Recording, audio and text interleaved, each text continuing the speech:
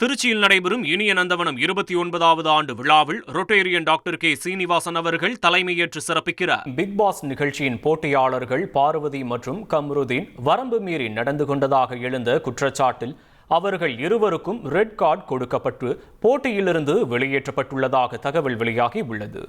Big pass நிகழ்ச்சியில் 9வது season இறுதி கட்டத்தை எட்டியுள்ள நிலையில் காரில் இருந்தபடி நடந்த போட்டியில் பங்கேற்பாளர் சாண்ட்ராவை பார்வதி கம்ருதீன் இருவரும் சேர்ந்து வலுக்கட்டாயமாக காரை விட்டு கீழே தள்ளிவிட்டனர். இது ரசிகர்கள் மத்தியில் பெரும் அதிர்ச்சியை ஏற்படுத்தியுள்ளது. இதனால் பார்வதி கம்ருதீனுக்கு ரெட் கார்டு கொடுக்க வேண்டும் என இணையத்தில் பிக் பாஸ் ரசிகர்கள் பதிவிட்டு வந்தனர். இந்த விஷயத்தில் நிகழ்ச்சியை தொகுத்து வழங்கும் நடிகர் விஜய் சேதுபதி என்ன முடிவு எடுக்கப் போகிறார் என்ற எதிர்பார்ப்பு எழுந்தது. இந்நிலையில் பார்வதி கம்ருதீனுக்கு ரெட் கார்டு வழங்கப்படுவது போல் வெளியான பிக் பாஸ் நிகழ்ச்சியின் ப்ரோமோ வெளியாகியுள்ளது. மேலும் இருவரும் நிகழ்ச்சியை விட்டு வெளியேற்றப்பட்டதாகவும் கூறப்படுகிறது.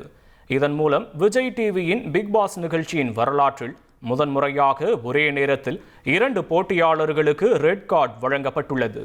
திருச்சியில் நடைபெறும் இனிய நந்தவனம் 29வது ஆண்டு விழாவில் ரொட்டேரியன் டாக்டர் கே சீனிவாசன் அவர்கள் தலைமையேற்று சிறப்பிக்கிறார்.